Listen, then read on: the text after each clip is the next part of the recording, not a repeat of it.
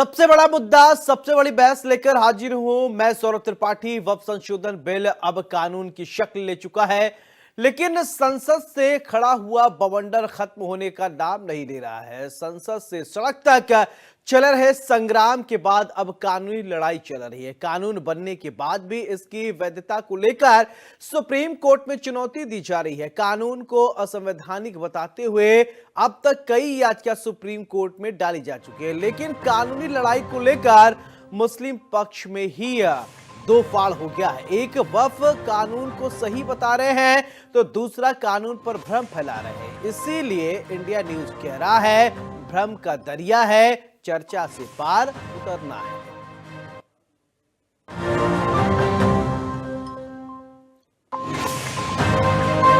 वक्फ कानून पर मचे संग्राम और वार पलटवार के बीच कानूनी लड़ाई लड़ी जा रही है। कानूनी लड़ाई के इतर संग्राम जमीन पर भी हो रहा है। मौलानाओं का एक धड़ा कानून के पक्ष में है और याचिका दाखिल करने वालों के खिलाफ जांच की बात कर रहा है। दूसरी ओर कुछ मौलाना अभी भी इसके विरोध में हैं। अलीगढ़ के मौलाना इब्राहिम हुसैन चौधरी ने सुप्रीम कोर्ट के चीफ जस्टिस को पत्र लिखा है, जिसमें कानून के खिलाफ याचिका दायर करने वाले असुद्दीन ओवैसी समेत सभी पक्षकारों के जांच की बात कही है। मौलाना के मुताबिक कानून का विरोध वही लोग कर रहे हैं जिन्हें वक्फ संपत्तियों पर कब्जा जिन्होंने कर लिया है। इधर समर्थन और विरोध के एकालाप के बीच बीजेपी ने भी एक खास प्लान तैयार कर लिया। कानून पर फैसले को लेकर भ्रम फैलाने वाले और बीजेपी घर घर जाकर कानून के बारे में हर पहलू बताएगी। ऐसे में सवाल उठता है, नया कानून आया, वक्फ माफिया बौखलाया, कानून बहाना, मकसद अवैध कब्जे को बचाना, माफियाओं के वक्फ संपत्तियों पर किया है कब्जा। क्या कानून का विरोध करने वालों की होनी चाहिए जांच? नए कानून से वक्फ माफिया पर लगेगी लगाम? आज बड़ी बहस इन्हीं सवालों पर चर्चा करेंगे, लेकिन उससे पहले प्रतिक्रियाएं, फिर इसके बाद चर्चा की शुरुआत। यही लोग याचिका दायर कर रहे हैं, वही लोग लगातार अपनी सस्टेम किए हुए थे, वही लोग जिनको आज इन मुस्लिम वोटों का अपना वोट बैंक समझते हुए पुनः वोट बैंक यथावत बना रहे हैं। इनको भ्रमित करने का काम करने के उद्देश्य से कि आज भी हम कितने बड़े हमदर्द हैं, तुम्हारी हम सुप्रीम कोर्ट में रिट कर रहे हैं, ये दिखाने के लिए ये राजनीतिक दल या कट्टरपंथी के पीछे छुपे हुए लोग इस तरह का प्रयास केवल मुस्लिम समाज को भ्रमित करने के लिए कि हमारा वोट बैंक सुरक्षित बना रहा है, ये प्रयास हो रहा है। रिटें तो 370 खत्म हुई थी, तब भी हुई थी जान, क्या असर हुआ था? वक्फ संशोधन बिल के खिलाफ जिस तरह से ओवैसी सहित अन्य ने एक याचिका दायर की है, तो हमने माननीय सर्वोच्च न्यायालय के समक्ष एक पत्र भेज करके निवेदन किया है कि ये जो लोग याचिका दायर कर रहे हैं, इन लोगों की पहले ईमानदारी की जांच कर ली जाए, क्योंकि जितने भी भ्रष्टाचार अपराध वक्फ प्रॉपर्टीज़ में हुए हैं और घोटाले हुए हैं और तमाम प्रॉपर्टीज़ पर अवैध कब्जे हुए हैं और निजी तौर पर जो मालिक बने हैं वो इनमें के ही लोग हैं और इनके से जुड़े हुए लोग हैं। तो क्योंकि कुरान में अल्लाह का आदेश है कि बेईमान लोगों को मुसलमानों की सरपरस्ती करने का अधिकार नहीं है, वहीं दूसरा अल्लाह का यह भी आदेश है कि जो मुसलमान सरपरस्ती के दौरान अपनी जिम्मेदारियों को सही तरीके से नहीं निभाएंगे तो ऐसे लोगों को अल्लाह ताला दूसरे लोगों से बदल देगा और वो जो दूसरे लोग होंगे वो बहुत अच्छा काम करेंगे, ईमानदारी से करेंगे, वो इन जैसे लोग नहीं होंगे।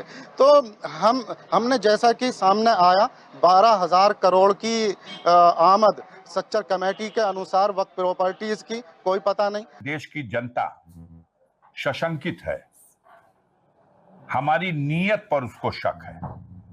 हम कहते कुछ है और करते कुछ है। नीयत पर इसलिए शक है कि हम कह रहे हैं कि अल्पसंख्यक पिछड़ों का हमें बहुत दर्द है और हम उनका हक उनको देना चाहते हैं, और देश के बहुसंख्यक पिछड़ों का हम हक लूट के बैठे हुए हैं, रिजर्वेशन खत्म कर दिए हैं। इसलिए लोगों को शक है, लोगों को इसलिए संदेह हो रहा है कि हम अल्पसंख्यक महिलाओं के प्रति बहुत चिंतित हैं। हम अल्पसंख्यक महिलाओं को उनका कल्याण करने के लिए उनका अधिकार देने के लिए उनके हित में ये फैसला ले रहे हैं। अब इस सवाल पर तो हमें कई लोग कहते हैं निजी सवालों पर मत कहिए, लेकिन अगर हमने अपने परिवार को भी हक न लौटाया हो उसका, तो हमसे कैसे कोई उम्मीद करेगा कि हम अल्पसंख्यक महिलाओं का दर्द अपने दिल में सही पाले हुए। तो वक्फ संशोधन को लेकर मुस्लिम समुदाय में ही अब दो धड़े हैं, एक विरोध कर रहा है तो एक समर्थन कर रहा है। क्यों जो विरोध कर रहे हैं क्यों कर रहे हैं, जो समर्थन कर रहे हैं क्यों कर रहे हैं, इसको जानने और समझने के लिए हमारे साथ एक खास पैनल जुड़ रहा है। सबसे पहले परिचय करवाते हैं, फिर इसके बाद चर्चा की शुरुआत करते हैं। अमील शमसी साहब हमारे साथ प्रदेश उपाध्यक्ष अल्पसंख्यक मोर्चा के हैं, बहुत बहुत स्वागत है। जितेंद्र वर्मा जी है, प्रवक्ता है समाजवादी पार्टी के, स्वागत है। मौलाना एजाज अतहर साहब हैं, मुस्लिम स्कॉलर हैं, बहुत बहुत स्वागत है। मौलाना इब्राहिम हुसैन साहब हैं, मुस्लिम स्कॉलर हैं, बहुत बहुत स्वागत है। नवीन दुबे जी हमारे साथ हैं, राजनीतिक विश्लेषक है, बहुत बहुत स्वागत है। चर्चा की शुरुआत मौलाना इब्राहिम हुसैन साहब मैं आपसे करना चाहता हूं कि आखिरकार जो लोग विरोध कर रहे हैं वक्फ को लेकर, वक्फ बिल को लेकर, वो क्यों कर रहे हैं? अगर आप समर्थन में हैं तो वो भी बताइए, अगर आपका विरोध है तो आप अपनी प्रतिक्रिया दर्ज कराइए। देखिए सर, मैं तो वक्फ बिल के समर्थन में रहा हूं और भी पहले से जो अनियमितताएं, इरेगुलरिटीज वक्फ प्रॉपर्टीज को लेकर हुई हैं उसकी आवाज उठाई है। और ये चीजें जो जिस तरह से शरीयत, इस्लाम और मुसलमान का नाम लेकर के और अल्पसंख्यक के नाम पे सरकार से तो मदद मिली, लेकिन जिन लोगों ने सरपरस्ती की मुस्लिम हमारा दूसरा मोबाइल वो सरपरस्ती करते टाइम उन्होंने अमानत में खयानत की, धोखाधड़ी की, बेईमानी की। यानी जो हक जिसके लिए सरकार से या विशेष दर्जे के आधार पर जो प्रमोट करने के लिए गरीब, यतीम, मिस्कीन और बेवाओं के विकास के लिए और जो पसमानदा तबके के विकास के लिए जो इमदाद थी, उसे सरपरस्ती करने वाले जो हमारे मुसलमान रहनुमा हैं, तो उन्होंने जाती तौर पे खुद फायदा उठाया या फिर उन चीजों को बेचा गया जो उनके साथी रहे या उनके जो गठजोड़ जिनसे मिला उन लोगों को उसका फायदा पहुंचाया। अब यही चलता आ रहा था एक लंबे टाइम से अब आके बिल्कुल पूरा सिस्टम, जो कुछ ताकत थी मुस्लिम समाज की पसमानदा तबके को आगे बढ़ाने की, विकास करने की, वो बिल्कुल सबका उसका बंदरबाट कर दिया गया। वक्फ संपत्ति आप देख लीजिए, सर्वे करा लीजिए, हर क्षेत्र में करा लीजिए, 1 इंच जमीन कहीं आपको दिखाई नहीं देगी जिस पर आप ये कह सकें कि किसी गरीब, यतीम, मिस्कीन या बेवा को उससे लाभ हो जाए या पसमानदा तबके को जो है विकास करने का उससे कोई जरिया निकल के आ जाए, जबकि शरीयत और इस्लाम के नाम पे ठीक है सिर्फ उनका ही हक निकलता था। जी, लेकिन धोखा ये दिया गया कि बताइए कहां शरीयत में ऐसा लिखा हुआ है कि हम गरीब के नाम पे रिजर्व करें कोई भी संपत्ति या कोई भी माइनॉरिटी के नाम पे कोई भी चलिए अब जल्दी एक बार सबसे प्रतिक्रिया ले लेता हूं, फिर चर्चा को और आगे बढ़ाऊंगा। एजाज साहब, क्या सोचते हैं आप? वक्फ का समर्थन आप करते हैं या विरोध करते हैं? समर्थन करते हैं तो उसका भी आप कारण बताइए, विरोध करते हैं तो वो भी बताइए। भाई देखिए, के अंदर ये तो अजब सवाल है कि समर्थन या विरोध।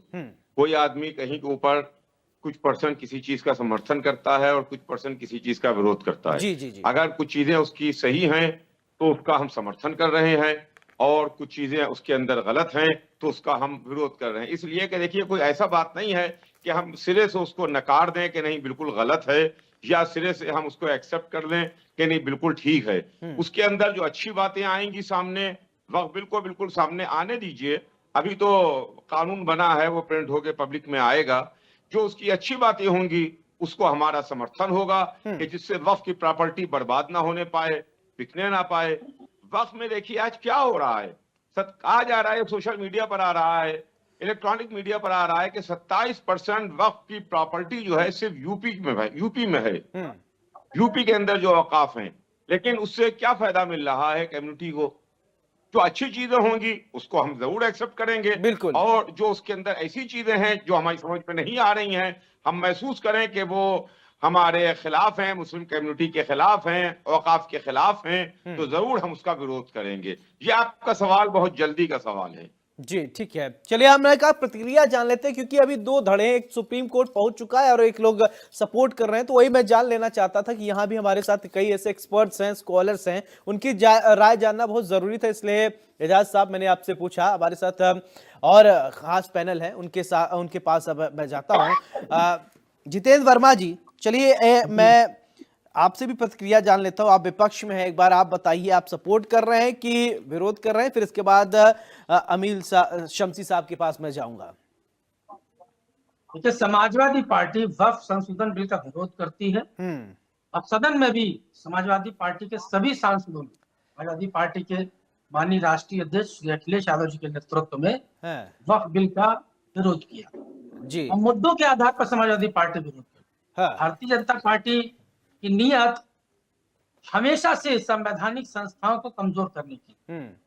वक्फ बोर्ड भी एक संवैधानिक बोर्ड है, उसके अपने अधिकार है, उसकी अपनी शक्तियां हैं, और उसमें जो जमीन आती है वो इस्लाम धर्म से जुड़े हुए मुस्लिम समुदाय से जुड़े हुए लोग अपने संस्थान को देते हैं जी। वो कोई सरकार की जमीन नहीं है। कई वक्फ बोर्ड की जमीनें ऐसी है जिस पर सरकार का कब्जा है। अब भारतीय जनता पार्टी भूमाफिया पार्टी है, तो भारतीय जनता पार्टी चाहती है कि वक्फ की जमीनों को कब्जा करे। वक्फ की जमीनों पर इब्राहिम हुसैन जी ने सपोर्ट किया, एजाज साहब ने सपोर्ट किया, लेकिन समाजवादी पार्टी को दिक्कत है, यानी ये राजनीतिक मुद्दा है। देखिए, ऐसा है, ठेके पे इनको मिठाई बांटने के लिए कुछ मुस्लिम्स भी मिल गए, जिसमें तो करोड़ों मुस्लिम है। करोड़ों मुस्लिम क्यों नहीं मिठाइयां बांटने लगे जी? करोड़ों मुस्लिम समाज के लोग क्यों नहीं गले मिलने लगे? ये एक वैसा ही कानून है। मैं एक ठीक है, मैं आज शमसी साहब मैं आपके पास आ रहा। अच्छा जितेंद्र वर्मा, मुझे आप वक्फ एग्जैक्टली है क्या, वक्फ का इतिहास भूगोल थोड़ा समझाएंगे क्या विरोध करने की वजह? क्योंकि हमारे साथ मुस्लिम स्कॉलर्स हैं, वो बेहतर आपके नॉलेज को समझ जाएंगे कि आप सही समझे हैं, स्टडी किए हैं, कि सिर्फ आप बोल ही रहे हैं। बताइए क्या है वक्फ और क्यों विरोध हो रहा है, तो क्यों, इसका इतिहास क्या है, भूगोल क्या है, क्यों जरूरत पड़ी?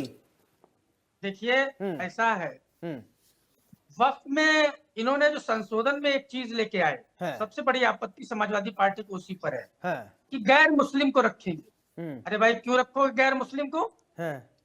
आप क्या राम मंदिर ट्रस्ट में कोई मुस्लिम रखेंगे? या देश में जितने भी ट्रस्ट है सब मंदिर ट्रस्ट पे ही तो है, ट्रस्ट में ही तो है। तो जब उन ट्रस्टों में किसी गैर हिंदू को रखोगे आप, ये सब धार्मिक पिच पर खेलने का जो भारतीय जनता पार्टी की आदत है, और इसी पर खेलती आई है भारतीय जनता पार्टी।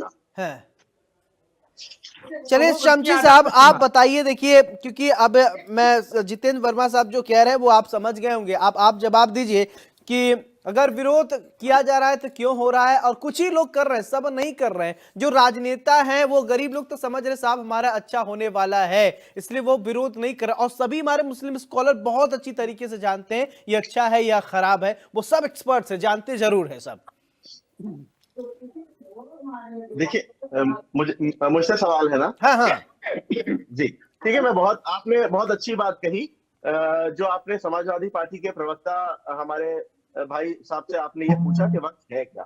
दूसरी बहुत अच्छी बात मौलाना अतहर साहब ने भी कही, मौलाना एजाज अतहर साहब ने भी बहुत अच्छी बात कही कि देखिए बहुत जल्दी है, इसके बारे में कोई जानकारी नहीं। जानकारी तो मुस्लिम समाज को दी ही नहीं जा रही, अच्छाइयां तो उसके बारे में बताई ही नहीं जा रही। देखिए, वक्त की संपत्ति क्या है? वक्त की संपत्ति गरीब मुसलमानों के उद्धार के लिए जो बुजुर्ग रहे थे, हम लोगों के मुस्लिम समाज के जो बुजुर्ग थे, उन्होंने वक्फ की थी ताकि हमारे समाज के गरीबों के काम आए, जो कमजोर तबका है उसके काम आए, जो पसमानदा तबका है उसके काम आए। लेकिन हुआ क्या? उसका एकदम उल्टा। आजादी के 75 साल हो गए, आजादी के 75 साल के बाद भी आप आकर के देखिए तो मुसलमानों के हालात बदतर जी। दूसरी समाजवादी पार्टी के प्रवक्ता जी ने एक बात थी, मेरी गुजारिश है म्यूट कर दीजिए सबको। जी आप अपने बारे में ही अनम्यूट करिएगा प्लीज, रिक्वेस्ट है। समाजवादी पार्टी के प्रवक्ता महोदय ने एक बात कही, उन्होंने कहा वक्फ बोर्ड एक संवैधानिक संस्था है, इसके कुछ अधिकार हैं, इसके कुछ जो है वो पावर्स हैं, मैं उनसे पूछना चाहता हूँ वो कौन से अधिकार वक्फ बोर्ड के थे कि जिस अधिकार के चलते 90 बीघा जमीन आजम खान की पत्नी महोदया को 1 रुपए में दे दी गई थी? वो कौन से अधिकार थे कि जिससे लखनऊ में एक शिवालय की जमीन को वक्फ बोर्ड में दर्ज करा दिया गया था, जिसको अभी महाराज योगेंद्र नाथ जी ने जब नया वक्फ बोर्ड उत्तर प्रदेश में बनाया तो उसने निकाल करके वापस किया? वो कौन से अधिकार थे कि जिसमें जो है वो वक्फ पर जो अरे 1 रुपए में 100 जमीन लीज पर दे दी जाती थी, ऐसा भी होता है। जवाब देना चाहेंगे क्या? 1 रुपए में 99 साल के लिए लीज पर दे दी जाती है। और दूसरी चीज ये कि देखिए किस किस तरह से भ्रष्टाचार होता है उसको उजागर किया जाए। अभी आप ये कानून जो लागू हुआ है, जिसको माननीय प्रधानमंत्री महोदय ने देश के गरीब के हित में लागू किया है, उन लोगों को इस बात का पता चलेगा आने वाले समय, बहुत ज्यादा समय नहीं, मात्र 2-3 महीने में ठीक है, देश के मुस्लिम समाज को पता चल जाएगा कि ये कानून। ठीक है शम्सी साहब, ठीक है। नवीन दुबे जी से मैं पूछ लेता हूं, एक विश्लेषण हो जाए, क्योंकि दुबे जी मेरा एक सवाल आपसे कि देखिए अभी आपने मुस्लिम स्कॉलर्स को भी सुन लिया, राजनेताओं को भी सुन लिया, लेकिन वक्फ को लेकर 2 धड़े हैं। मुस्लिम समुदाय में एक सपोर्ट कर रहा है, एक विरोध कर रहा है। सपोर्ट करने वाले जो है वो शांत है, विरोध करने वाले सुप्रीम कोर्ट में पहुंच गए हैं। क्या कहेंगे, एक विश्लेषण कीजिए। सौरभ जी देखिए 2-3 चीजें हैं बड़ी महत्वपूर्ण है इसमें। पहली चीज तो ये है कि क्योंकि इस पर राष्ट्रपति जी के हस्ताक्षर हो चुके हैं तो अब ये कानून नोटिफाई भी हो गया, तो लागू। अब किसी की सहमति और असहमति का कोई महत्व नहीं है, पहली चीज। अब ये कानून बन गया है, ये देश में लागू, सबके ऊपर बाध्यकारी है, चाहे वो आप उसके पक्ष में हो अथवा विपक्ष में हो। अब दूसरी चीज ये आती है, बड़ी महत्वपूर्ण है, कि भाई सरकार ने सदन के अंदर बहुमत से लोकसभा और राज्यसभा में इस कानून को पास किया, राष्ट्रपति जी ने मंजूरी दी, उसके बाद इसका नोटिफिकेशन हुआ, वो लागू हो गया। प्रश्न ये है कि जब लोग जो इसके खिलाफ हैं, जिनको वो चीज समझ में नहीं आ रही है, वो लोग सुप्रीम कोर्ट गए, ये अधिकार है किसी का भी, कोई भी सुप्रीम कोर्ट जा सकता है। और जब वो सुप्रीम कोर्ट गए तो बड़ी दिलचस्प चीज ये आ रही है कि क्या वास्तव में सरकार ने संविधान की किसी कुछ आर्टिकल्स का उल्लंघन किया है? आखिर सरकार को क्या जरूरत पड़ गई वहां सुप्रीम कोर्ट में जाके कैविएट लगाने की? सरकार ने कैविएट दिया है माननीय सुप्रीम कोर्ट में, तो भाई इन याचिकाओं से सुनने से पहले हमें भी सुना जाए। अरे भाई, जब आपके किसी कानून के खिलाफ याचिकाएं दी गई हैं तो जाहिर सी बात है आपको माननीय सुप्रीम कोर्ट नोटिस जारी करेंगे, आपसे जवाब मांगेंगे जी। ऐसा तो है नहीं कि वन वे में एक दिन में फैसला हो जाएगा। अभी तो उन्होंने कहा कि हम सारी याचिकाओं को 15-16 अप्रैल को क्लब करेंगे और उसके बाद हम इस पे हियरिंग शुरू करेंगे। तो ऐसे में सरकार क्यों घबरा रही है, ये एक बड़ा प्रश्न है। दूसरी चीज आती है कि वक्त के अंदर आपने कहा बहुत सारी चीजें हैं। एक अभी हमारे विद्वान प्रवक्ता तमाम लोग कह रहे थे कि इसमें भ्रष्टाचार हुआ, ये हुआ है। 11 वर्ष से देश के अंदर मोदी जी की सरकार है और देश में भ्रष्टाचार के लिए अलग कानून है, उसमें हिंदू और मुसलमान का कोई वर्गीकरण नहीं है, कोई अलग नहीं है। अगर किसी भी व्यक्ति ने भ्रष्टाचार किया है तो तत्काल उसके खिलाफ मुकदमा दर्ज होना चाहिए था, कार्रवाई होनी चाहिए थी, क्यों नहीं हुई है? 8 साल से उत्तर प्रदेश में योगी जी की सरकार है। अगर उत्तर प्रदेश में 23% जमीन है वक्त के पास और वहां भ्रष्टाचार हो रहा है तो सरकार की विभाग क्या कर रही है? क्यों नहीं कार्रवाई की? भ्रष्टाचार के ऊपर कार्रवाई करने के लिए आपको वही कार्रवाई करने के लिए नवीन जी इस कानून का संशोधन की जरूरत पड़ी ना, कार्रवाई करना है तभी तो संशोधन की जरूरत पड़ी। देखिए ऐसा है नहीं, क्रिमिनल एक्ट जो होता है उसको इस वक्त बिल के कानून से कोई लेना देना नहीं, कोई सरोकार नहीं है। अपराध चाहे एक मंदिर का पुजारी करे या एक वक्त का कर्ता धर्ता करे या एक मस्जिद का इमाम करे, कोई भी करेगा वो आईपीसी के तहत दंडित किया जाएगा। ये प्रावधान है हमारे कानून के अंदर, वो लागू है, तो उसके लिए बिल में संशोधन की तो आवश्यकता ही नहीं थी। लेकिन दूसरी चीज जो आती है कि आज तक सरकार को आखिर ऐसा कौन सा भय है कि भाई उसमें आर्टिकल 25 ठीक है, शम्सी साहब कुछ कहना चाह रहे, बोलिए क्यों आपको ठीक है पड़ा? अनिल जी बोलिए क्या कहना चाह रहे, बोलिए कुछ कहना चाह रहे हैं। देखिए मैं भाई साहब ने जो बात कही मैं उस पर एक टिप्पणी देना चाहता हूँ कि वर्ष 2017 से लेकर के वर्तमान में उत्तर प्रदेश में भारतीय जनता पार्टी की सरकार है और इस कार्यकाल को आप उठाइए तो लगातार वक्फ माफियाओं पर कार्रवाई करने का काम भारतीय जनता पार्टी ने किया है। इसमें मैं एक बात और बता देना चाहता हूं आपको, इस कानून को लाने की जरूरत क्यों पड़ी उसका, उस पर बहुत मुझे लगता है इस बात से प्रकाश अपने आप में आ जाएगा। 2012 से लेकर के 2017 के बीच में उत्तर प्रदेश में समाजवादी पार्टी की सरकार थी, अखिलेश यादव उत्तर प्रदेश के मुख्यमंत्री थे। जब जब समाजवादी पार्टी से वक्त घोटालों की, आजम खान साहब तत्कालीन वक्त मंत्री थे और लगभग उत्तर प्रदेश के उप मुख्यमंत्री थे या यूं कहते मुख्यमंत्री के समकक्ष थे, उस जब वहां पर जांच की, वक्त संपत्तियों में खुर्द-बुर्द की जांच की बात की आजम खान जी के द्वारा, लाठीचार्ज करके मुस्लिम समाज के लोगों को चुप बैठा दिया गया, डरा दिया गया, उनको दबा दिया गया। जब से उत्तर प्रदेश सरकार में महाराज योगी आदित्यनाथ जी के नेतृत्व की सरकार आई है, लगातार मेरे पास सारे रिकॉर्ड मौजूद हैं, लगातार उस मुतवल्लियों पर कार्रवाई हुई, लेकिन इस कानून को लाने की आवश्यकता यूं थी कि मुतवल्ली सुधरने का नाम नहीं लेते। ये मुतवल्ली जो है वो शरा की आड़ में वक्फ पे का खुर्दबुर्द करते हैं, जो गलत तरीके से शरा को पेश करते हैं, लोगों को बताते हैं, और जिसके वो मात्र केयर टेकर मात्र होते हैं, वो सिर्फ उसके संरक्षण के लिए बैठाए जाते हैं, लेकिन उसका अपने आप को खुद को उसका मालिक समझकर उसको बेच और घसोट करने का काम करते हैं, जिन पर लगाम लगना बहुत जरूरी है, क्योंकि ये वक्फ की संपत्ति गरीब मुसलमानों की संपत्ति है। खुद मुस्लिम स्कॉलर इस बात को कहेंगे। बिल्कुल बिल्कुल। इब्राहिम हुसैन साहब, ठीक है इब्राहिम हुसैन साहब, मैं एक बात ये समझना चाहता हूं आपसे। देखिए बहुत सारे ऐसे मुस्लिम हैं कि वो गरीब है, वो सबको पता है, उनको अपने अधिकार के बारे में ही नहीं पता है। आज भी एजुकेशन की जरूरत है, ऐसे लोगों तक मूलभूत सुविधाएं नहीं पहुंचती है, लेकिन मलाई कोई और खाने लगता है। क्या ऐसे लोगों पर अगर नकेल कसने की कोशिश की जा रही है तो ये गलत होगा क्या? नहीं नहीं, ये बिल्कुल यही सही है, गलत नहीं है। ये अगर ऐसा हो जाए तो गरीब का हक मिल जाएगा और उस जो माफिया है उसका सीना चौड़ा नहीं होगा, जुल्म, नाइंसाफी और हक तलफी ताकत में नहीं आएगी। तो ये काम होना तो फर्ज है, और ये सरकार ने किया। और ये क्यों वजूद में आई ये चीजें? ये आई 1995 का जो वक्फ एक्ट है, उसमें कुछ विशेष पावर ऐसी मिली वक्फ बोर्ड को और वक्फ बोर्ड के अधिकारियों को कि वो जो फैसला ले लेते हैं वो उसके अलग कहीं जाकर कोई चुनौती करने का कोई मामला ही नहीं बनता। और कोई, क्योंकि उस एक्ट में ऐसे प्रावधान थे कि जो भी बोर्ड फैसला लेगा, अब उसके अलावा कहीं भी आप जाइए तो वो बोर्ड का फैसला देखा जाएगा कि बोर्ड क्या कह रहा है, और बोर्ड जो भी रिपोर्ट बनाएगा, जो निर्णय देगा, वो ही सही माना जाएगा। चाहे तो किसी गैर मुस्लिम की प्रॉपर्टी या प्लॉट को और सर्वे करा के ये लिख दे कि ये हमारी है, तो या फिर अपनी खुद वक्त प्रॉपर्टी को भी किसी माफिया को एनओसी जारी कर दे, तो वो उसकी मानी जाएगी। तो इतनी पावर्स उस रिपोर्ट की, उस निर्णय की है वक्फ बोर्ड के, इस 1995 का जो एक्ट जिसमें खास पावर्स मिली हुई थी, और जो ये खत्म हुआ है अब ये नए कानून के बनने से, तो इस वजह से ये अपराध, भ्रष्टाचार समाज में फैला और जुल्म, नाइंसाफी और हक तलफी हुई, और जो गरीबों के हुकूक हैं वो छीने गए, वो सिर्फ इस एक्ट की वजह से छीने गए। तो ये काम तो बहुत ही इंसाफ का काम हुआ, और ये बहुत बड़ा काम हुआ। एक बड़े तबके को एक विकसित करने का, शैक्षिक और सामाजिक और आर्थिक रूप से आगे बढ़ाने का, विकास करने का बहुत बड़ा मौका मिला। बिल्कुल है। एजाज साहब, मेरा सवाल देखिए, अभी इब्राहिम जी को आप सुन रहे थे, और मैं आपसे एक बात ये समझना चाहता हूं। देखिए अब इसमें बात आ रही है कि उन गरीबों की आवाज, देखिए हर समुदाय में, चाहे कोई भी समुदाय हो, चाहे कोई भी वर्ग है, ऐसा नहीं कि सभी धनाढ्य है, पांचों उंगलियां बराबर नहीं, तो समाज में हर तरीके के लोग हैं। लेकिन ऐसे बहुत सारे मुस्लिम भाई हैं, ऐसे बहुत सारे ऐसे लोग हैं जो अपना हक तो जानते नहीं कि हमारा कानूनी प्रावधान क्या है। बहुत सारे हमारे अभी हम ही लोगों में से ऐसे बहुत से अपना अधिकार क्या है लोग यही नहीं जानते, तो अपने अपने अधिकार की लड़ाई कैसे लड़ेंगे? तो क्या उनके अधिकार के बारे में उनको बताना गलत होगा, या उनकी जमीन एक बार जो वक्फ कर दिया दोबारा वो वापस नहीं ले सकते? इतनी जमीन है, कौन उसका एग्जैक्टली मालिक है, इसके विषय में उनको जानकारी हो। अगर उनको लाभ मिलने लगे तो किसी को दिक्कत होनी चाहिए या किसी के पेट में दर्द होना चाहिए क्या? बहुत सही, बहुत अच्छी बात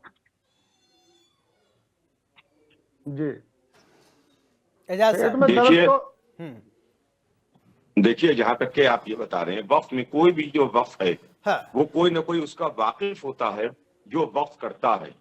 कोई जो वक्फ किया जाता है वो अल्लाह के नाम पर, रसूलुल्लाह के नाम पर, या इमामों के नाम पर, अहले बैत के नाम पर वक्फ किया जाता है।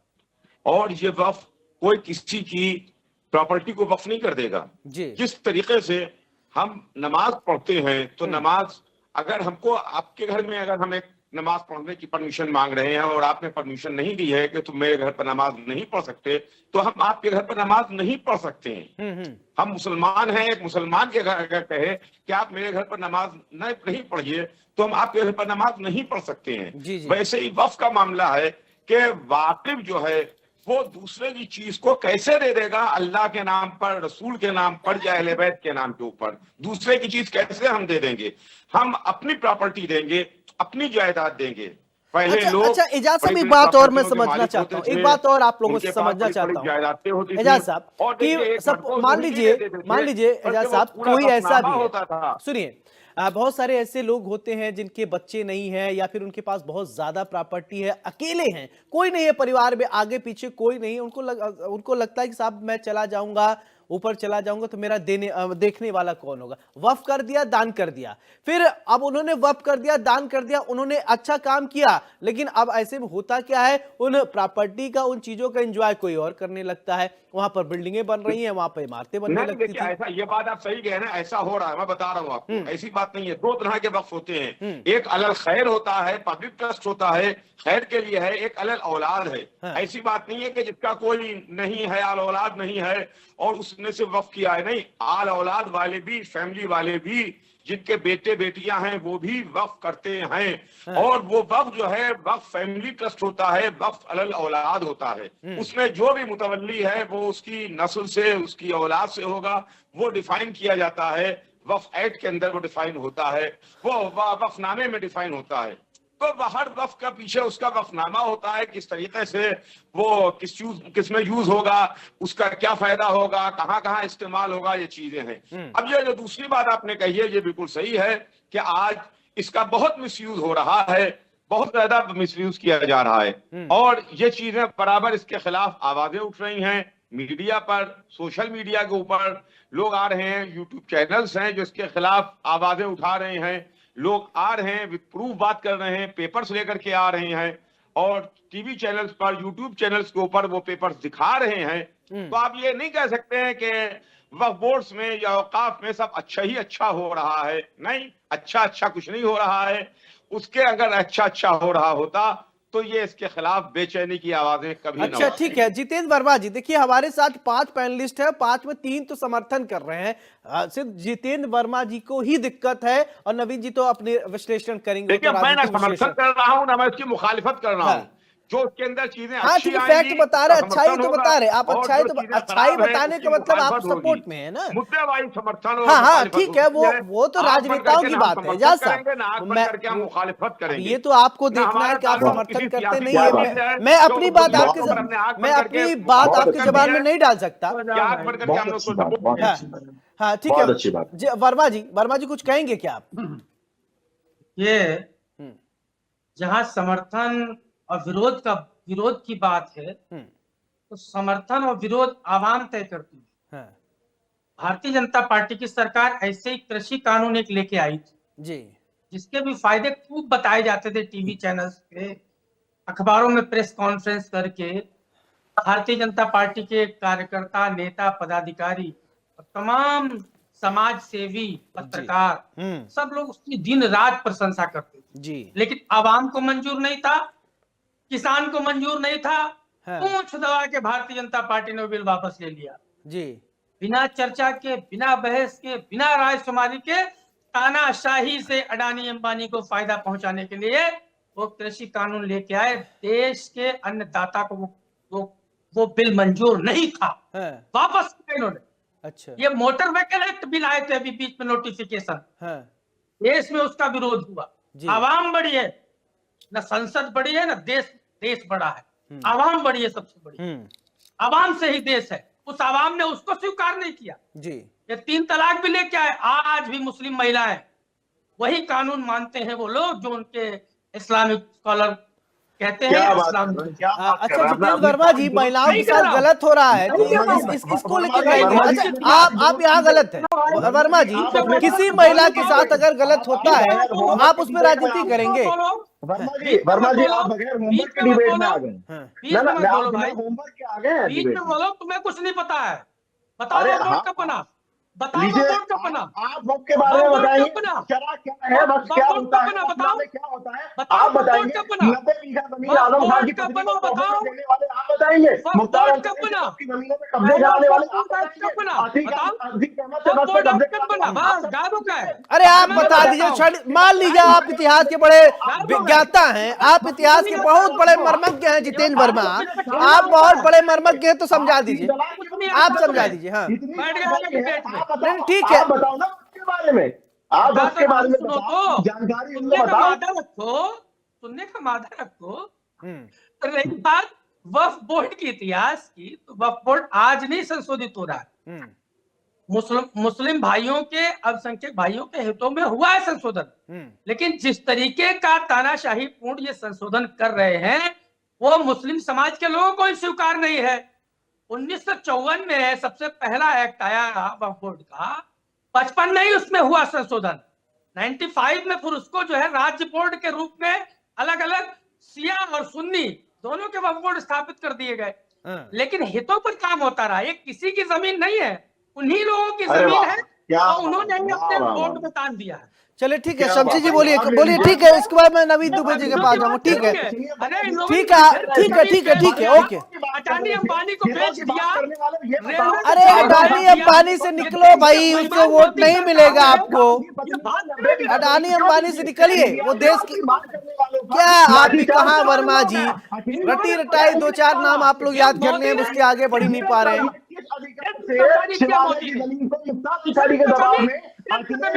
हर डिबेट में अडानी अंबानी लेकर चले आते हैं वर्मा जी, ये नहीं चलेगा ना, ना ना ना,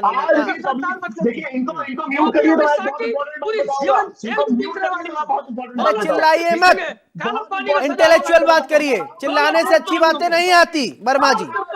वर्मा जी सिर्फ चिल्ला देने से डिबेट में अपना वर्चस्व बनाने से अच्छी बातें नहीं होंगी, इंटेलेक्चुअल बातें किया करिए, मुसलमानों को गंभीर बात किया करिए।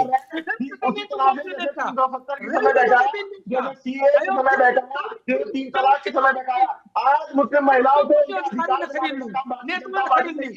समाजवादी पार्टी को मिर्चें लग रही है क्योंकि मुस्लिम को जोड़ करके रहेगी आपके वोट में। आपको लगता है मुस्लिम स्कॉलर से ज्यादा तो दिक्कत वर्मा जी को हो रही, वक्फ बोर्ड से बड़े हिमायती बन रहे हैं दुबे जी। ठीक है, एक मिनट, ठीक है, मुस्लिम स्कॉलर से ज्यादा तो दिक्कत वर्मा जी को हो रही है वक्फ से, इतने वो लोग तो बढ़िया लिबरल बात कर रहे हैं, अच्छी बात कर रहे हैं, वर्मा जी को ज्यादा दिक्कत हो रही है। नहीं, निश्चित तौर पर देखिए आवाम को, इसमें सौरभ जी, आवाम को कोई आवाम को दिक्कत नहीं है, सौरभ जी, अरे जो आप पढ़ाएंगे, जो बताएंगे वही आवाम समझेगी ना वर्मा जी। चले ठीक है, दुबे जी को बोलने दीजिए, मुझे बोल लेने दीजिए ना वर्मा जी। देखिए ऐसा है, 2-3 चीजें बड़ी महत्वपूर्ण है। सबसे बड़ी चीज ये है कि ये किसी की सहमति और असहमति का अब कोई प्रश्न नहीं है, क्योंकि वो बिल कानून बन चुका है, दोनों सदनों से पास हो गया है। माननीय राष्ट्रपति ने अपनी सहमति, नहीं अब सुप्रीम कोर्ट, अब आप सुनिए, राष्ट्रपति से ऊपर तो देश में कोई है नहीं। एक मिनट देखिए, नहीं मैं आपत्ति आप सुप्रीम कोर्ट में दे सकते हैं, वहां का निर्णय सुप्रीम कोर्ट अपने हिसाब से करेगा। कानून के जितने भी संविधान के आर्टिकल्स हैं उनका भी हवाला उस पर दिया गया है। मैं समझता हूं कि जो 14 लोगों ने अपनी याचिकाएं दी हैं उसको एक साथ करके सुनवाई होगी उसमें आने वाले समय में, और हम देखेंगे। लेकिन मैं एक चीज स्मरणीय कराना चाहता हूँ पंचायत को कि SC/ST एक्ट के खिलाफ कुछ लोग गए, माननीय सुप्रीम कोर्ट ने उसको रद्द कर दिया, खत्म कर दिया, उस कानून को सदन से ही बना हुआ था। उसके बाद क्या हुआ, मोदी जी की सरकार दोबारा लेके आई ना सदन में, और SC/ST एक्ट कानून बना दिया उन्होंने, दोबारा से लागू किया गया, आज भी चल रहा है प्रचलन में। और ये जानते हुए माननीय सुप्रीम कोर्ट की टिप्पणियां आती हैं कि इसमें 90% मामले फर्जी होते हैं। अब मैं वक्फ की बात कर रहा हूं, जो वक्फ की संपत्तियों को स्वामीनाथन आयोग ने, सच्चर कमेटी ने कहा कि इसमें इतनी आमदनी हो सकती है। मुझे तो तमाम विद्वान लोग बैठे हैं, मुस्लिम समाज से बैठे हैं, बहुत अच्छी बात है, अच्छा पैनल है कि भाई जो भी जमीनें वक्फ के पास हैं उनमें मैं समझता हूँ 60 से 70% जमीनें तो ऐसी जो कब्रिस्तान में इस्तेमाल हो रही हैं। बाकी जो बची हैं आपकी मस्जिदें हैं, मदरसे हो सकता है कुछ कॉमर्शियल भी हैं उसमें, तो उसमें कितना पैसा कहां से, सच्चर कमेटी ने ये कहीं मेंशन नहीं किया है कि इस प्रदेश में इतनी जमीनों से इतना आएगा, इतनी पूरे देश की समग्रता में आपने दे दिया कोई 3000 करोड़ का रेवेन्यू सालाना आएगा, तो आएगा कैसे, कौन सी जगह से आएगा, ये एक बड़ा विषय है। दूसरी चीज आती है राजनीति के लोग, वोट के लिए अपना काम करते हैं। मैं तो एक ही शेर में अपनी बात खत्म करूंगा कि सियासत आजकल आवाम पर एहसान करती है कि आपके छीन लेती है और चश्मे दान करती है। जी सही बात। शमसी साहब कुछ कहना चाह रहे थे, बोलिए क्या करें। मैं भी अपनी बात एक शेर से कहना चाहूंगा। मौलाना मिर्जा साहब ने बहुत अच्छी बात कही कि वक्त करने वाले जो लोग हैं वो किस तरह से वक्त करते हैं, डिस्क्राइब किया। और वो जो लोग वक्त करके गए हैं उस पर मैं भी एक शेर बोलना चाहता हूँ कि वो लोग वक्त करके बड़े काम कर गए और इंसान नुमाइये सांड हरे खेत चर गए। देखिए जितने भी वक्त किए गए थे, जैसे कि भाई साहब ने कहा कि सचर कमेटी की रिपोर्ट बता रही है कि कैसे 12,000 करोड़ की आमदनी इस पर हो सकती है। मैं उसको बता देना चाहता हूं आपको। देखिए आमदनी किस तरह से होती है। अगर कोई मस्जिद है वक्फ की तो उसकी आमदनी उसके इर्द गिर्द बनी दुकानों से और उसके मकानों से होती है। लेकिन होता क्या है, दुकानें जो है वो मात्र 10 रुपए किराए पे, 100 रुपए किराए पर होती है, लेकिन उसके मुतवल्लियान उन दुकानों को देने के लिए 50-50 लाख रुपए की पकड़ी लेते हैं जिसका कोई हिसाब नहीं होता। वो पैसा उनके घर चलाने के लिए काम नहीं आना चाहिए, बल्कि मुस्लिम समाज के गरीब मुसलमानों के लिए, बेवाओं के लिए, तलाकशुदा महिलाओं के लिए और पसमानदा मुसलमानों के उद्धार के लिए काम करना चाहिए। इसके लिए इस कानून की आवश्यकता है। दूसरी बात ये, समाजवादी पार्टी के प्रवक्ता महोदय कह रहे थे कि वो साहब जो है वो काला कानून है, मैं इस कानून को नहीं मानूंगा। उनसे कानून क्यों वापस ले लिया था आपने, बता दो। म्यूट करिए तो हम जवाब दें, इनको म्यूट करिए तो हम जवाब दें। अरे ठीक है, बोलने दीजिए। आपने अपनी बात रख ली ना वर्मा जी, आपने अपनी बात रख दी तो उसको जवाब ले लीजिए। तो बीच में मत बोलना। जवाब दे दे, एक सवाल का जवाब मुझे दे दे। मुझे केवल इतना बता दे कि 90 बीघा जमीन रामपुर में आजम खान की पत्नी को 1 रुपए में किस अधिकार के तहत दी गई थी, इसका जवाब दे दें। जवाब दे दीजिए वर्मा जी। ठीक है, चलिए जवाब ले लेते हैं। चलिए वर्मा जी बोल दीजिए। 90 बीघा जमीन 1 रुपए किस कानून के तहत दी गई? बताइए वर्मा जी, अब बोलिए। मुख्यमंत्री हाँ, ये हमको भारतीय जनता पार्टी के साथी ये बता दें, जो डिफेंस की हजारों एकड़ जमीन अडानी अंबानी को दे दी गई, वो किस अधिकार से दे दी गई? मुझे अपना या बेच दी गई? और रेलवे की जो संपत्ति बेच डाली मोदी और शाह ने, अरे जांच होगी, जेल से एकदम आप फैक्ट पे बात करिएगा वर्मा जी। अगर आपके पास फैक्ट है, कागज है तो बात करिएगा, फालतू आरोप नहीं। ये जमीन बेचने के आरोप पे जो तुम आजम खान को बोल रहे देश हो के ना, प्रधानमंत्री और गृह मंत्री के लिए बोलने से पहले आप कागज पे अगर पुख्ता हो तब बोलिएगा। किसी को नहीं दी गई, लेकिन तुम लोगों ने देश के साथ धोखा किया ना। रेलवे और दर्द हो गया ना, आगे बीच में। अरे मोदी साहब जेल जाने वाले, अभी समय पूरा है उनका, अच्छा खत्म होने वाला। वर्मा जी एकदम जिम्मेदारी से बोलिएगा, ये चैनल हर जगह मॉनिटरिंग होता है जिम्मेदारी से। 5 सोशलिस्ट बैसाखियों के साथ चल रहा है ना मोदी, खत्म है मोदी। अब मोदी का सरकार में खत्म होने वाला है। मुझे जमीन वक्त की आजम खान की पत्नी को 1 रुपए में क्यों दी गई? नहीं बता पाएंगे भाई, नहीं बता पाएंगे तो मैं भी कह देता हूँ, नहीं बता पाएंगे। तुम सवाल का जवाब दे दो। अडानी अंबानी को जो रेलवे और डिफेंस का जमीन बेचा मोदी ने, अडानी के नौकर ने, अंबानी के नौकर ने, वो किस अधिकार से बेचा? आप बताओ। देखिए, आप प्रधानमंत्री के लिए इस तरीके की शब्दावली का इस्तेमाल कर रहे हैं, हमारा चैनल समर्थन नहीं करता। जितेंद्र वर्मा जी, आप अपने जिम्मेदारी पर अपना वक्तव्य रखिएगा। आप अखिलेश यादव ने मुसलमानों को गुमराह किया, कांग्रेस ने मुसलमानों को गुमराह बताओ ना, क्यों जमीन बेच दी डिफेंस की? मुसलमानों को धोखा देने बताओ रेलवे की जमीन क्यों बेच दी? बता सकते हो? जवाब है? नहीं है, जवाब नहीं है तुम लोगों के पास। क्यों दी थी? 90 बीघा जमीन क्यों दी? आजम खान को तुम लोगों ने बस्ती फंसाया है झूठे मुकदमों में। अभी तुम लोग भी जेल जाओगे, इंतजार करो। 27 में फूस के जेल भर देंगे तुम लोगों के द्वारा। इतना अन्याय अत्याचार। अच्छा जितेंद्र वर्मा, एक बात बताइए। जितेंद्र वर्मा, आपके डिक्शनरी में आप शब्द नहीं है क्या? आपके डिक्शनरी में आप शब्द नहीं है क्या? तुम करके बात करते हैं है क्या? नहीं, आपकी डिक्शनरी में आप शब्द डिलीट हो गया है क्या? सब लोग इतने तहजीब से बात कर रहे हैं, इकलौते आप प्रवक्ता है। नहीं, मेरे पैनल में इकलौते व्यक्ति आप हैं महाराज। सुनिए मेरी बात, नहीं मेरी बात सुनिए वर्मा जी। 5 लोग बैठे हैं, एक इकलौते हैं, आप इकलौते हैं, इकलौते चिराग हैं, आप इकलौते चिराग हैं जो तू करके बात कर रहे हैं। आजम खान की बीवी को बता दो, जवाब दे दो, आजम खान की पत्नी की क्यों दे दी गई? अरे आजम खान को दे दो यार, दे दो, नौकरी चला जाएगा ना, एक जवाब दे। डर लगता है ना। चलिए वर्मा जी ठीक है, आपकी बात खत्म। ठीक है इब्राहिम साहब, ठीक है इब्राहिम साहब, मेरा सवाल आपसे, देखिए सबसे ज्यादा दिक्कत तो समाजवादी पार्टी को ही हो रही है। मैं दूसरे को क्या कहूँ, आप बोलिए, क्या क्या अभी डिबेट का क्या निष्कर्ष आपको लग रहा है? निष्कर्ष ये है कि ये जो गुमराह किया जा रहा है काली पट्टी बांधकर और प्रदर्शन करने की, और इस्लाम की, और इस्लाम के खत्म हो जाएगा और मस्जिद खत्म हो जाएगी, इस तरह से जो ये मुस्लिमों के कायद गुमराह करने की कोशिश कर रहे हैं, तो मेरा मानना यह है कि ये ताकत उन माफियाओं के खिलाफ प्रदर्शन की होनी चाहिए थी, जिन्होंने गरीबों का हक मार के वो अपने कब्जे में वक्त की जमीनों को लिया और उससे जाती तौर पर लाभ उठाया, तब तो कुछ फायदा मिलता भी। ये काली पट्टियां या प्रदर्शन ये उन माफियाओं के खिलाफ होने चाहिए थे जो वक्त प्रॉपर्टीज पर काबिज हैं, जिन्होंने गरीबों का, यतीमों का, मिस्कीनों का, पसमानदा तबके का हक मारे और उसे प्रमोट होने से और विकास तो ये इन्हें फायदा मिल सकता था। ये काम करने के बाद इन्हें तौबा करनी चाहिए थी, इन्हें तौबा अल्लाह से करनी चाहिए थी कि हराम माल हमारे वर्मा जी कुछ कह रहे थे क्या?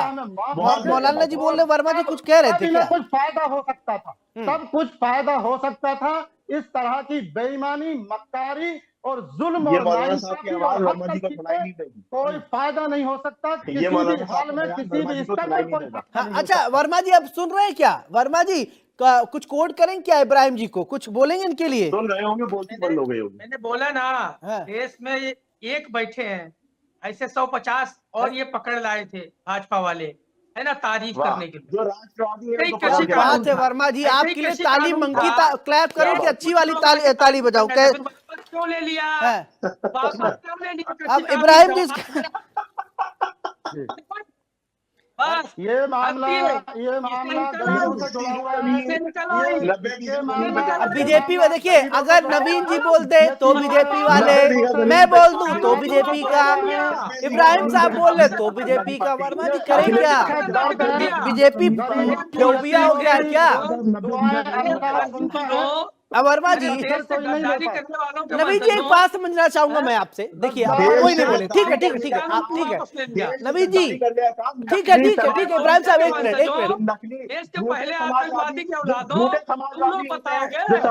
देखो, क्या आपके मुझे भाषा अच्छी नहीं लगती? भाषा आप इतना बढ़िया, हिंदी के मर्मज्ञ आदमी हैं आप, हिंदी कितने ज्ञाता हैं, हिंदी कितने मर्मज्ञ आप आदमी, व्याकरणाचार्य आप हैं, क्या बात करते, कितने बढ़िया शब्दावली लेके आते हैं। नवीन जी मेरा सवाल देखिए, वर्मा जी अभी आप सुन रहे होंगे, अब इनकी भाषा आप सुन लीजिए और देखिए इब्राहिम जी को भी बीजेपी बता देते हैं। अगर आप बोल दे आप बीजेपी, मैं बीजेपी हो जाऊंगा, सम तो है ही है। बोलिए ठीक है वर्मा जी अकेले मत थामिए, ठीक है वर्मा जी एक मिनट, आवाज नीचे करो इनका भाई। चलिए बोलिए नवीन जी। नहीं, मैं सवाल आपको सुन नहीं पाया। अरे बस करिए, सबसे बहादुर आप ही बैठे, बस करिए, सुनिए। हाँ बोलिए, सवाल रिपीट कर पाएंगे? मेरा सवाल आपसे कि देखिए अभी वर्मा जी, इब्राहिम साहब बोल रहे हैं तो उनको कह दे रहे कि ये भाजपा के पकड़े हुए लोग हैं, अगर कोई तारीफ करता सही बोल देता है तो फिर इसके बाद वो कह देते हैं कि ये समाजवादी बीजेपी के, अगर पत्रकार बोल देता पत्रकार बीजेपी, भैया सही बोल दे तो बीजेपी का, अगर सही फैक्ट बताने लगता है, ये कौन सी नियम हो गया आजकल? मैं इस बात का बिल्कुल भी समर्थन नहीं कर सकता हूं। हर एक आदमी के अपने विचार, और वास्तव में ये सच्चाई, इसको स्वीकार करना पड़ेगा कि वक्त बोर्ड में जो लोग बैठे थे उन्होंने भ्रष्टाचार किया है, ये सच है। लेकिन होती कि भ्रष्टाचार चाहे किसी भी कानून का अनुपालन सुनिश्चित करना काम है। क्या कर रही है उत्तर प्रदेश की पुलिस, क्या कर रही है ईडी और सीबीआई? कितने ऐसे भ्रष्टाचारी हैं जो वक्त में भ्रष्टाचार करके 8 साल तक बैठे रहे, उनको एक भी नहीं पकड़ा गया। पकड़ना चाहिए आपको भाई, उसके लिए कोई आपको वक्त बोर्ड में बदलाव करने की आवश्यकता नहीं थी। अपराधी होता है, भ्रष्टाचारी होता है। और जो बात अभी हमारे विद्वान पैनलिस्ट ने कही कि भाई मस्जिद में किसी ने 10 रुपए किराए पे दे दिए, 50 लाख रुपए उससे पगड़ी ले ली, अरे भाई सरकार के पास पावर है, वक्फ बोर्ड में अब तो आपने बदलाव कर दिया, खाली कराइए ऐसे किराएदारों को, और नए रेंट कंट्रोल एक्ट के तहत उनको नए किराएदार रखाइए, उसकी टेंडरिंग करा बिल्कुल यही काम करना है, ऐसा होना चाहिए, ये होना चाहिए, बिल्कुल मैं सहमत हूं इस ये बात से। कानून बना है, अब ये कानून लागू हुआ है, आने वाले ज्यादा समय नहीं, मैं आपको 2-3 महीने के अंदर आपको इसके परिणाम आपको देखने के लिए मिल जाएंगे कि किस तरह से वक्त थोड़े दिन रुको, तुम लोग सरकार से ही नहीं रहोगे, ये फिर को हम लोग तोड़ ताड़ के किनारे कर देंगे। कुछ तोड़ ताड़ के किनारे करने वाली सरकार हमारा मोदी शाह जेल जाने वाला है, ये भी नोट कर गुंडों वाला शब्द दोनों लोग चक्की पीसेंगे, हमें तिहाड़ जेल में अखिलेश यादव की जेल व्यवस्था जाने करवा दी हम लोगों ने। अखिलेश यादव को सीबीआई तो बात रहेगा ना बजेगी बांसुरी, जवाब देने की स्थिति में है। कानून खत्म कर देंगे। अखिलेश यादव जेल जाएंगे, क्यों वापस लिया कृषि कानून, बताओ अखिलेश यादव उनके वापस लिया, अरे 90 बीघा जमीन क्यों दी, ये बताओ, 90 बीघा क्यों वापस ले लिया? अरे ट्रिपल तलाक भी ले आए, फिर आपने, अच्छा ठीक है वर्मा जी, ठीक है आप कब से लगे, ट्रिपल तलाक लेकर आए, जीएसटी लेकर आए, नोटबंदी लेकर आए, फिर इसके बाद अनुच्छेद 370 लेकर आए, इन सब पर भी बात होगी तो लंबी बात हो जाएगी। वर्मा जी अभी वापस कर लेंगे एक सवाल छोड़ रहा हूँ, बोलेगा तो मैं इसके में बोलूंगा जरूर, क्योंकि मेरे में बोलते हैं। अच्छा मतलब आप यही चाहते, ये कहावत सुने, न खेलेंगे न खेलने देंगे, खिलवाई बिगाड़ेंगे, तो वो डिबेट करेंगे नहीं, न करने देंगे, ये कहावत है ना। बीच बोलेंगे तो हम बोलेंगे। एक सवाल सारे पैनलिस्ट से है कि ये जो शिया वक्फ बोर्ड है, सुन्नी वक्फ बोर्ड है, इसको कैसे बिल में दर्शाया गया, मुझे जानकारी नहीं है, मैंने तो पढ़ा नहीं है, लेकिन ये विद्वान पैनलिस्ट और भारतीय जनता पार्टी के जो प्रवक्ता बैठे हैं, मैं समझता हूँ वो थोड़ा प्रकाश डाल सकते हैं इसके ऊपर। चलिए ठीक है, बोलिए।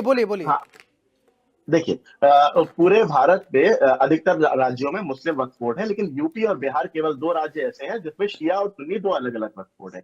उसका कारण यह है कि यहाँ पर बिहार में और यूपी में ये 2 राज्य ऐसे हैं जहां पर वक्फ की प्रॉपर्टियां ज्यादा हैं और शिया वक्फ अलग होता है। मौलाना अजहर साहब जैसे विद्वान मौलाना बैठे हैं, जो कि मेरी बात को हो सकता है अगर मैं गलत हूं तो आप मुझे बताइएगा, और अगर सही हो तो आप उस पर समर्थन दें कि एक वाकिफ जो शिया समाज है वो अलग है, सुन्नी समाज है अलग। जो शिया लोग अपना वक्फ करते हैं वो शिया वक्फ बोर्ड के अंतर्गत है, जो सुन्नी करते हैं वो सुन्नी के। अन्य राज्यों में क्या है, वो अन्य राज्यों में शिया समाज की पॉपुलेशन उतनी नहीं है और इसी तरह से शिया औकात उतने नहीं है। लेकिन उत्तर प्रदेश और बिहार ये 2 राज्य ऐसे हैं जहां पर शिया प्रॉपर्टीज बहुत ज्यादा है। इसके आधार पर उत्तर प्रदेश में और बिहार में शिया वक्फ बोर्ड और सुन्नी वक्फ बोर्ड अलग अलग है। दूसरी चीज ये कि आपने दुकानों वाली बात कही, मैं आपको बता देना चाहता हूँ कानून आने के बाद स्थिति क्या होगी दोनों बोर्डों की, मैं ये पूछना चाह रहा हूँ।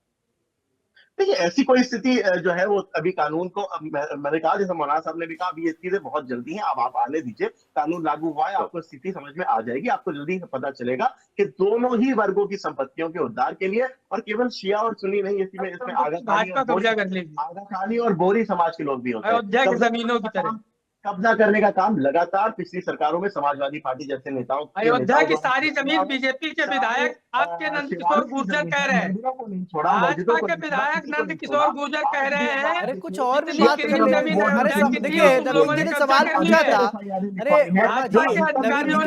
समस्या का समाधान हो जाए सवालों का। अधिकतर जो वक्फ बोर्ड की जमीनों पर काबिज है, नेशनल टीवी पर बैठ करके पूरी जिम्मेदारी से कह रहा हूँ, अधिकतर मुकदमे आप उठा करके चेक करा लीजिए तो डायरेक्टली या इनडायरेक्टली वो समाजवादी पार्टी से जुड़े लोग हैं जो कब्जा करके बैठे हैं मुसलमानों की जमीनों पर और मुसलमानों को दबाने का काम करते हैं, डराने का काम करते हैं, उनकी जमीनों पर खाते हैं, उनकी जमीनों पर झूठ बोलते चुराने का काम करते हैं। आप एक बात का जवाब इनके समाजवादी पार्टी के प्रवक्ता महोदय हमारे साथ बीजेपी के विधायक नंदकिशोर गुर्जर कह रहे हैं 90 बीघा जमीन 90 बीघा जमीन का जवाब के नेताओं ने, अधिकारियों ने अयोध्या में कहीं दूर ना जाइए, अंकर महोदय कहीं दूर ना जाइए, किसानों से खरीद ली, उसका जवाब बताओ। शिया एवं सुन्नी वक्फ बोर्ड थे, आप जो है वो मांग लीजिए अगर रिपोर्ट, तो वो ये बताएंगे कि अधिकतर मुकदमे समाजवादी पार्टी के गुंडों पर दर्ज है जिन्होंने वक्फ की जमीनों पर कब्जा किया है, भूमाफिया, वही भूमाफिया जो समाजवादी पार्टी से जुड़े हो, और उस समय भी चाहे मुख्तार अंसारी रहे हो, चाहे अतीक अहमद जैसे नेता रहे हो, जिनको समाजवादी पार्टी की पूरी पनाही रहती थी, पूरी पुष्ट पनाही रहती थी, जितनी पुष्ट पढ़ाई रहती थी उनकी जमीनों पर। अच्छा ठीक है, देखिए थोड़ा टेक्निकल सवाल में पूछ लेता हूँ, मुझे भी नहीं आता, तो मैं चाहूंगा वर्मा जी पहले आप प्रकाश डालेंगे, फिर इसके बाद मैं मुस्लिम स्कॉलर के पास जाऊंगा। शिया और सुन्नी में अंतर क्या होता है, थोड़ा समझाएंगे क्या वर्मा जी? आप तो काफी चीजें बोल गए हैं, मैं देखिए मैं बहुत ज्यादा जानता नहीं, इसलिए मैं पहले आपसे समझ लेता हूँ, और नहीं आप समझा पाएंगे फिर दो स्कॉलर है मेरे पास। जवाब का इंतजार करूंगा, बिल्कुल खामोश होकर के इनके सवाल का जवाब का इंतजार। शिया और सुन्नी में आप अंतर समझा दीजिए, नहीं आप बता पाएंगे, देखिए मैं नहीं जानता इतना, इसलिए मेरे पास दो स्कॉलर है, मैं उनसे जानूंगा, लेकिन पहला मौका मैं आपको देता हूं। बोलिए क्या जानते हैं आप बता पाएंगे कृषि कानून क्यों? अरे कृषि कानून नहीं, छोड़िए, अरे आप रटी रटाई बात मत करिए, मैं दो शब्द, दो कमेटी की बात हो रही है, मुझे नहीं पता है भाई, मैं आपको ज्ञानी मानता हूँ, आपको ज्ञानी मानता हूँ ज्ञानी जी, आप बोलिए, आप बोलिए। बता पाएगा? अरे मुझे समझा दीजिए, छोटा भाई समझ के समझा दीजिए वर्मा जी, अब क्या बोलूं? उत्तर प्रदेश में 2 जगह है केवल। अरे वर्मा जी छोटा भाई समझ के समझा दीजिए, छोटा भाई समझ के एंकर को समझा दीजिए, शिया और सुन्नी है क्या? हाँ, छोटा भाई समझ के समझा दीजिए। लेकिन 54 में ये एक्ट आया है, एक्ट नहीं, शिया सुन्नी सिर्फ, शिया सुन्नी 2 अलग अलग वक्फ बोर्ड बनाए गए। हाँ। उनकी अपनी अपनी संपत्तियां हैं। हाँ। अपने अपने उसमें बोर्ड में उन्होंने दान की है। हाँ। अपने अपने मदरसे, कब्रिस्तान और मस्जिदों के लिए उनका उपयोग करते हैं। उत्तर प्रदेश और बिहार में अलग अलग रूप में है, बाकी जगह अलग अलग रूप में संशोधन भी होते आए हैं। 55 में भी संशोधन हुआ, 13 में भी संशोधन हुआ। वक्फ बोर्ड को नए नए रूप में लाया जाता रहा है, लेकिन वो वक्त की नहीं, मैं ये जो चाहता हूँ, मैं वो सब ठीक है, मैं कानून जानना नहीं चाहता, मैं कानून में जानना नहीं चाहता वर्मा जी, मैं सिर्फ 2 कमेटी समझा दीजिए होते क्या। मैं नहीं कह रहा, ज्ञान आपसे ज्यादा है, समाजवादी पार्टी के हर एक नेता से ज्यादा ज्ञान नेताओं ने, अधिकारियों ने जमीन वहां पर कब्जा की है या किसानों से? चलिए ठीक है, अब आप सुनिएगा, अब आप सुनिएगा, अब आप होता क्या है, ठीक है वो ठीक है, कानून अलग रखते हैं नवीन जी, तो हम लोग भी समझ लेते हैं, तो थोड़ा कभी छात्र बनना भी ठीक हो जाता है। अब इब्राहिम साहब ठीक है, ओके, अब आप थोड़ा अपना ज्ञान वर्धन कर लीजिएगा। इब्राहिम साहब, ये शिया और सुन्नी 2 कम्युनिटी होते हैं, ये होते क्या है, इनमें क्या फर्क है, थोड़ा हमको भी समझा दीजिए। जितेंद्र जी आप प्लीज सुन लीजिएगा, क्योंकि ज्ञान वर्धन होना जरूरी है। देखिए दोनों ही मुस्लिम, अब तो सुन लीजिए, दोनों ही मुस्लिम होते हैं, शिया भी मुस्लिम है और सुन्नी भी मुस्लिम है। बस कुछ मतभेद आपस में हो जाते हैं, तो उसकी वजह से अलग अलग हो जाते हैं, वो थोड़ा कुछ चलने का तरीका अलग हो गया है, वरना दोनों ही मुस्लिम हैं। मैंने बताया और जो प्रॉपर्टीज हुई है, शिया बोर्ड जो है, वो जो शिया समुदाय की सुन लीजिए, थोड़ा सुनिए, ठीक है, आपकी ज्ञान में मैं वो नहीं कर रहा, कटाक्ष नहीं कर रहा, सुन तो लेने दीजिए। हाँ, शिया समुदाय में से जो वाकिफ रहे हैं, दानदाता रहे हैं, उन्होंने जो रिजर्व की हैं जमीनें, तो वो उन प्रॉपर्टीज को लेकर के शिया का बोर्ड अलग हो गया। हालांकि जो शिया की प्रॉपर्टीज है वो बहुत कम है मुकाबले सुन्नी। ठीक है इब्राहिम साहब, अब एजाज साहब से मैं यही जवाब लूंगा। एजाज साहब थोड़ा शिया सुन्नी हमको भी समझा दीजिए, क्यों अलग अलग, मुसलमान हैं लेकिन फिर भी अलग अलग चीजें मानते हैं, क्यों मतभेदता ये क्यों होता है, उसको भी थोड़ा स्पष्ट कीजिएगा, फिर इसके बाद आप सभी से फाइनल कमेंट लूंगा मैं।